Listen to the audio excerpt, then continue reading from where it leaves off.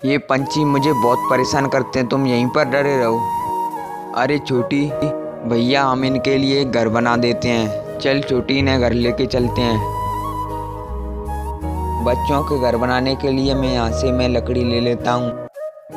अब मैं लगा देता हूँ। छोटी, बाहर बच्चों को मत ले जा। अब मैं हथौड़ी की सहायता से इसमें कील ठोक देता हूँ। अब इसके ऊपर छत लगा देता हूँ, ये बन के रेडी है। और कलर भी कर देता हूँ। और कलर होने के बाद बच्चों को ले आता हूँ। अब बच्चों को घर में रख देते हैं। भैया ये तो खा नहीं रहे, चलो इनके लिए घास लेके आते हैं। देखो बच्चों, ये रहा घास, चलो इन बच्चों को हम खिलाते हैं। अरे छोटी, धीरे धीरे खिला।